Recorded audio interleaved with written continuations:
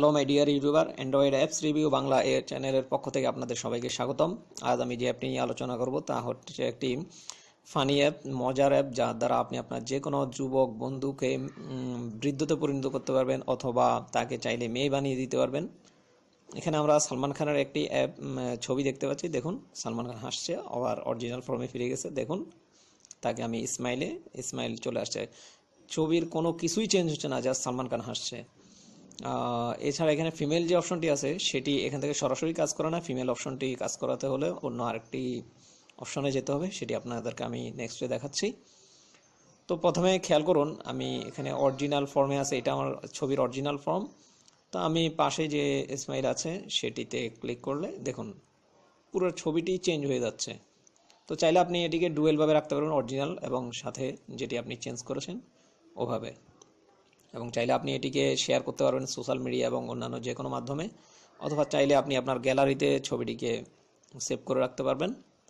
এরপর আসুন কিভাবে ফিমেল করব।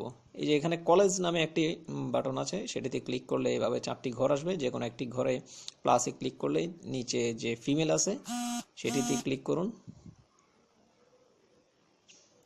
দেখুন, সালমান খানের মেয়ে ভার্সন। ও মাই গড, আমার তো দেখে মনে হচ্ছে যে সালমান খান নায়ক না হয়ে নায়িকা হওয়াই বেটার ছিল।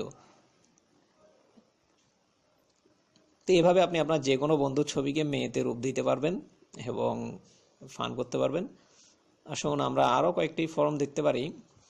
যেমন সালমান খানের বুড়া ভার্সন দেখুন, এখানে যদি আপনি ওল্ড দেন তাহলে সেটি একদম একটি, আপনি বৃদ্ধ হলে তার আপনার ছবিটি কীরকম হবে সেটা দেখাবে।